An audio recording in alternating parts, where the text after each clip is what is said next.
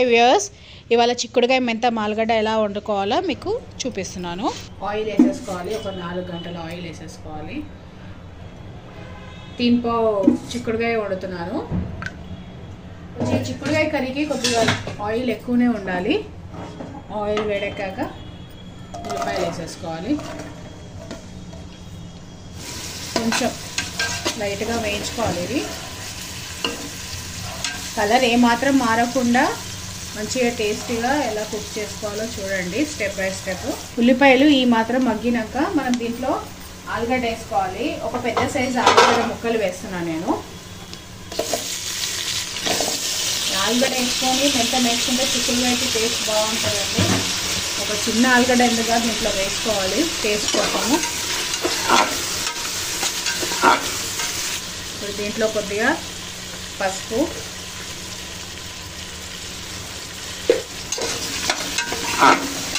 వేసేసుకొని ఒకసారి కలిపేసుకొని ఇప్పుడు ఆలుగడ్డ కూడా దీంట్లో మగ్గే వరకు కొంచెం సేపు మగ్గించుకోవాలి మనము. అట్లనే కొద్దిగా లైట్గా 1/2 టీ స్పూన్ ఫస్ట్ ఉప్పు వేసేసుకోవాలి.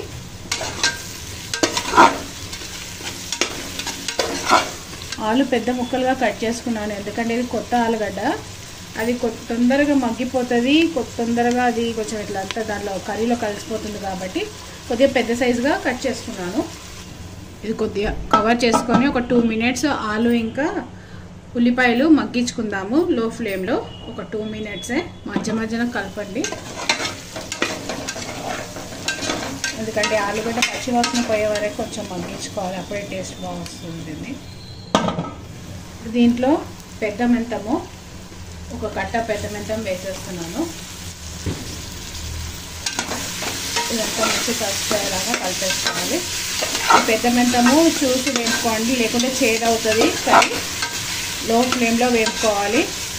ఒక 1/4 టీ స్పూన్ ఉప్పు వేసుకోవాలి. మెంతం వేసాం కదా, చేదు ఎక్కకుండా కొంచెం వేసుకోవాలి. ఒక 2 మినిట్స్ ఈ మెంతం వేపుకోవాలి నూనెలో. బాగా వేగిపోయింది మెంతం కూర.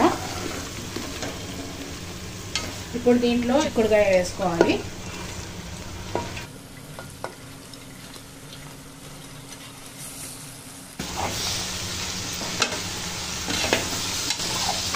మంచిగా కలుపుకోవాలి. ఇది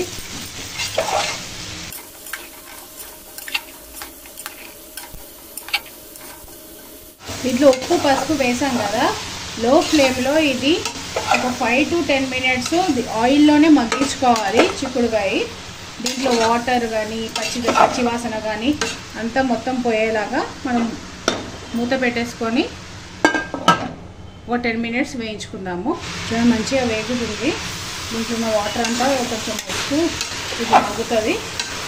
లో ఫ్లేమ్లో మగ్గిస్తూ అట్లనే మధ్య మధ్య మనం కలుపుతూ ఉండాలి. మంచిగా మగ్గింది. దీంట్లో ఇప్పుడు మనం అల్లం వెల్లుల్లి పేస్ట్ వేసుకుందాము. ఒక 1 టీ స్పూన్ నుంచి 1.5 టీ స్పూన్ అల్లం వెల్లుల్లి పేస్ట్ వేసుకోవాలి. మంచిగా కలిపేయండి. ఇది కలుసుకుంటున్నాము.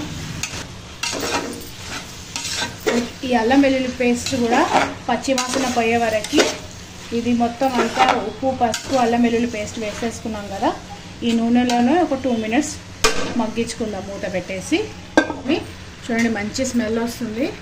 అల్లం వెల్లుల్లి పేస్ట్ ఉప్పు పసుపు వేసి మగ్గించేసుకున్నాం కదా. దీంట్లో ఇప్పుడు ఇది అలాగే కూర కూడా ఇంత ఎక్కువగా కనిపించింది, మగ్గేసరికి తక్కువ అయింది చూడండి. దీంట్లో ఇప్పుడు మనము కారం వేసేసుకొని కలిపేసుకున్నాము. చూసి వేసుకోండి, మీకు రుచి తగినట్టు మీరు వేసుకోండి. కొంచెం కారం పడుతుంది ఇక్కడ. అలాగే అప్పుడు 1/4 టీ స్పూన్ అనేసి 1/2 టీ స్పూన్ వరకు ఉప్పు వేసాను కదా, ఇప్పుడు ఇంకొక 1/2 టీ స్పూన్ ఉప్పు వేసుకుంటున్నాను నేను.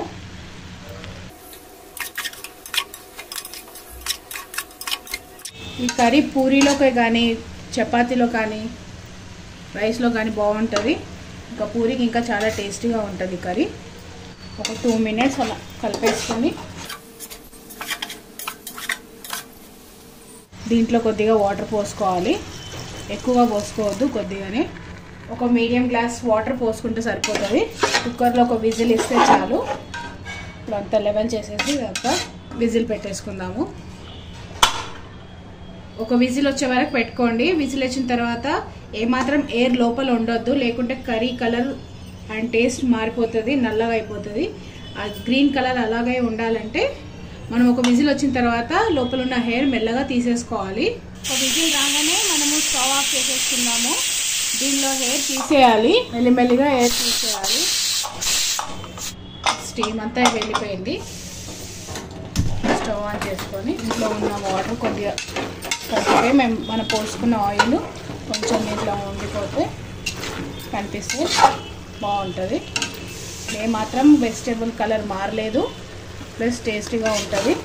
కుక్కర్లో ఉడికించుకున్నంత మాత్రాన దాని స్టీమ్ మాత్రం పెట్టుకోవద్దండి, తీసేయాలి. ఆ స్టీమ్ తీసేస్తేనే బాగుంటుంది. నాన్ వెజ్ అయితే స్టీమ్ ఉంచేయాలి, కానీ ఈ వెజిటేబుల్స్ కదా మన స్టీమ్ తీసేసేయాలి. మనం పోసుకున్న వాటరు ఒక విజిల్కి సరిపోయింది, ఎక్కువగా లేదు. మనం మంచిగా పక్కకి సైడ్స్లో మనం పోసుకున్న ఆయిల్ అంతా వచ్చేస్తుంది.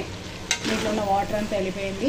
ఆలు కూడా ఉడికి దీంట్లో పీసెస్గా అయిపోతుంది, కలుపుతుంటే బాగా ఉడికిపోయింది చూడండి. కుక్కర్లో కూడా మనం టేస్టీగా వండుకోవచ్చు. పోసుకున్న ఆయిల్ అంతా తేలిది కదా, అయిపోయింది. ఇంకా స్టవ్ ఆఫ్ చేసుకొని సర్వ్ చేసుకోవడమే. ఈ కర్రీ చపాతీకి కానీ రైస్కి కానీ చాలా బాగుంటుంది. దీని కాంబినేషన్ పెరుగు పచ్చిపులుసు కానీ పచ్చిపులుసు కానీ చేసుకోవాలి, టేస్ట్ ఇంకా బాగుంటుంది.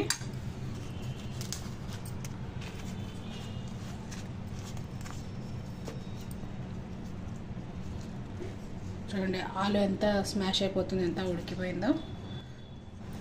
రైస్ కూడా చాలా బాగుంటుంది. ఇది వేడిగా ఉంది.